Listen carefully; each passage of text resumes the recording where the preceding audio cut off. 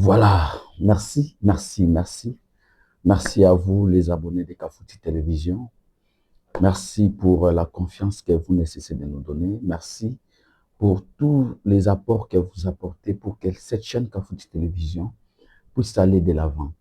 Vous le savez bien que notre chaîne parle essentiellement de l'économie, de la fiscalité. Et il y a des moments où nous parlons aussi de la politique, parce que c'est la politique qui domine le plus. Euh, mais vous devez savoir que notre chaîne, nous avons créé cette chaîne pour parler de l'économie, pour parler de la fiscalité. Parce que pourquoi de l'économie et de la fiscalité? Nous avons réfléchi que notre pays a tant de problèmes.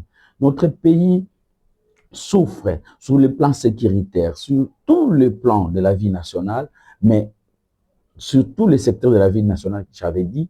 Mais pour que nous puissions euh, euh, trouver des solutions à tous ces problèmes-là, nous devons avoir des moyens. Et des moyens proviennent toujours de l'économie, de la fiscalité. L'économie est là et la fiscalité doit mettre des réformes en place pour qu'on puisse prélever et financer les secteurs que nous avons des problèmes. Sur ces, les débats de l'économie, les débats de la fiscalité doivent être pérennes dans un pays. Donc, dans des pays sérieux, vous allez voir dans des plateaux de télévision les gens en train d'analyser l'économie, en train d'analyser la fiscalité. Mais ici, dans notre pays, vous allez voir des gens qui viennent pour des intérêts égoïstes, qui viennent pour des intérêts personnels, des intérêts qui amènent le pays nulle part. Et tous ces millions que nous sommes en train de citer ici, ce sont des miettes. Or, en réalité, si on mettait des réformes pour mobiliser des recettes, pour prélever des recettes de l'État, bon dans notre pays, vous allez voir que notre pays peut valer même dans le budget de l'État de 100 milliards de dollars. Pourquoi pas 150 millions de dollars, 150 milliards de dollars? Mais c'est la volonté. C'est pourquoi nous avons mis cette chaîne pour qu'on puisse réfléchir chaque jour de la fiscalité, de l'économie, pour susciter aussi aux autres de suivre ce que Kafouti Télévision est en train de faire, et vous allez voir que notre pays va évoluer et notre pays aura des moyens. Et pour faire face, surtout sur le plan sécuritaire, avec d'autres pays, il faut avoir des moyens. Sans moyens, vous êtes nuls. Sans moyens, vous pouvez avoir le nombre de militaires, vous pouvez avoir le matériel, mais s'il n'y a pas de moyens, vous êtes nuls. Sur ce, la fois passée, nous avons parlé de la TVA, mais aujourd'hui, je voulais qu'on puisse parler de la... aujourd'hui, on constate que le pays est tombé sur le petit commerce. Et le petit commerce qui n'est pas encadré. Et la majorité des Congolais travaillent dans l'informel. Maintenant, qu'est-ce qu'il faut pour qu'on puisse formaliser les entreprises que les Congolais ont créées? Peut-être les gens voient que non, j'ai un petit fonds là de 100 dollars, j'ai un petit fonds là de 1000 dollars, de 500 dollars. Pourquoi aller à l'État pour formaliser? Mais non. Parce que nous avons fait des recherches. La DGI, qui est un grand établissement de la République, un patrimoine national, qui est là pour prélever les impôts et taxes de l'État, dans un pays qui a plus de 120 millions de Congolais. Mais on va vous dire que la DGI a 350 000 assujettis, pour ne pas dire contribuables. Un pays de plus de 200, plus de 120 millions d'habitants. Mais la DGI a 350 000 assujettis. C'est inconcevable, inadmissible.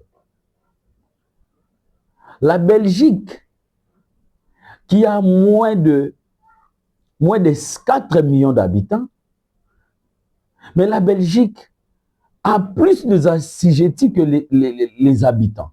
Parce que il y a des entreprises physiques et morales qui peuvent dépasser le nombre d'habitants dans un pays.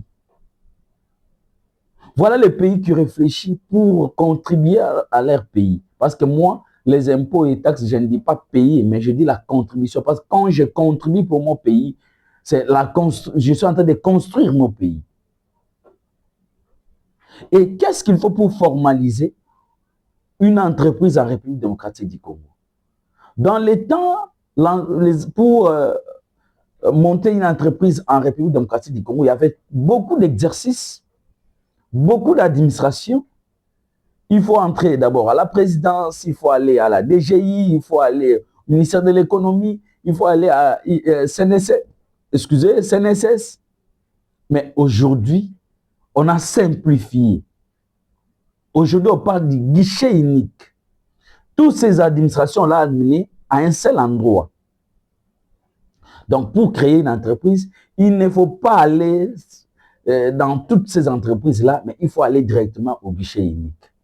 Et cette guichet unique a été créé pour simplifier le procédure du montage de l'entreprise. Et quelles sont les conditions? D'abord, quand vous arrivez au guichet unique, la première chose à faire, il faut d'abord choisir ce qu'on appelle la forme juridique de votre entreprise. Si vous avez choisi une forme juridique de votre entreprise, et vous pouvez continuer votre procédure. Quelles sont les formes juridiques de l'entreprise? En République démocratique du Congo, je peux dire il y a plusieurs, mais ce qui est plus connu, c'est d'abord, tu peux créer une entreprise, ce qu'on appelle l'établissement. L'établissement, c'est une entreprise, ce qu'on dit, personne physique. Une entreprise, ça c'est le plus simple. Et c'est ça qui domine d'ailleurs la RDC, qui n'est pas formalisé, mais on peut le formaliser.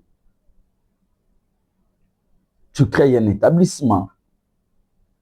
Et tu peux aussi choisir ce qu'on appelle les SARL. Les SARL, c'est Société à responsabilité limitée. Et cette société a le capital de cette société, le minimum, c'est $100. Le minimum, c'est $100. Mais regardons en RDC, ceux qui vendent, même ceux qui mettent les étalages, même sur la route, ils viennent, ils mettent quoi, les petits cartons là, ils commencent à exposer les produits. Vous allez voir que c'est plus de $100. Mais avec $100, vous pouvez créer une entreprise.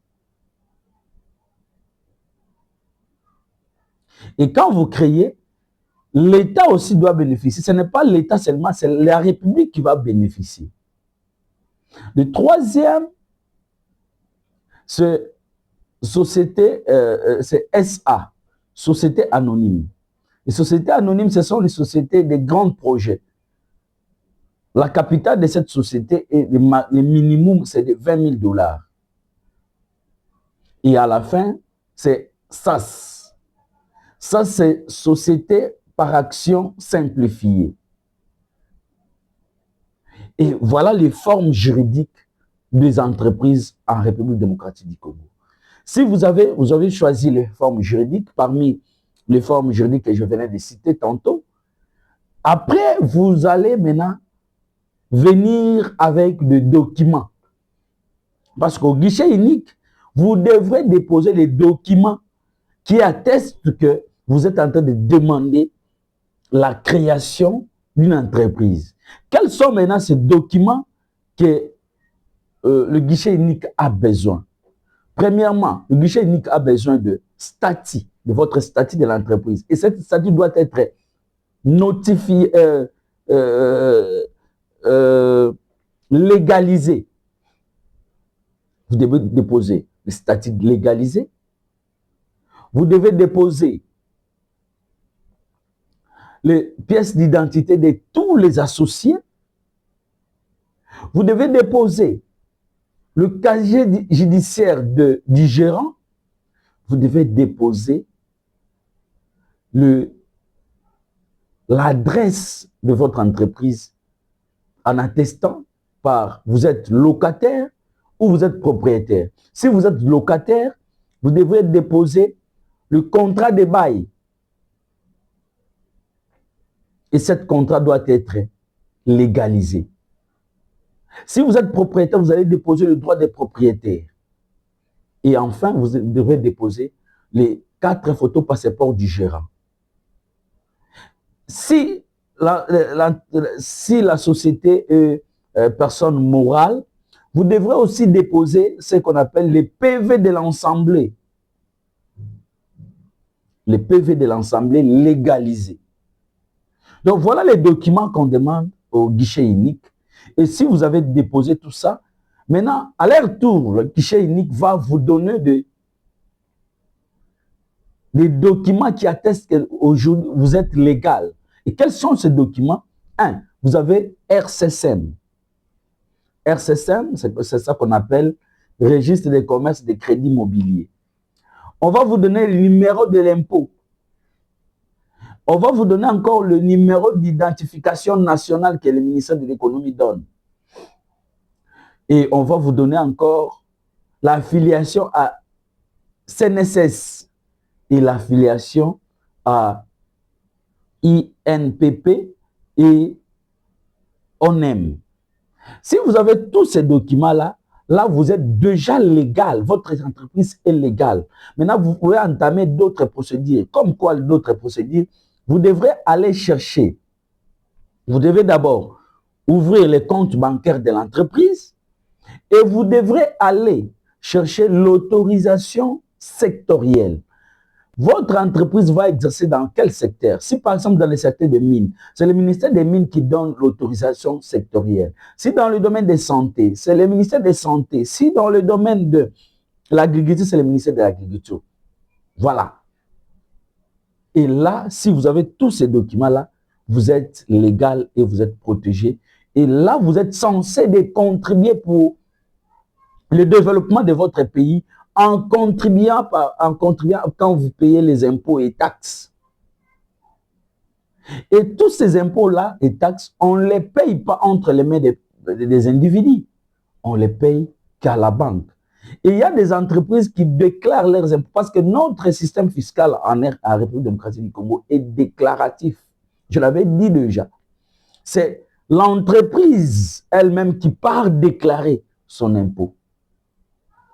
Et l'échéance fiscale, ça c'est notre débat, ça commence le 1er avril. Et aussi nous sommes au mois d'avril, c'est déjà l'échéance fiscale jusqu'au 30 avril.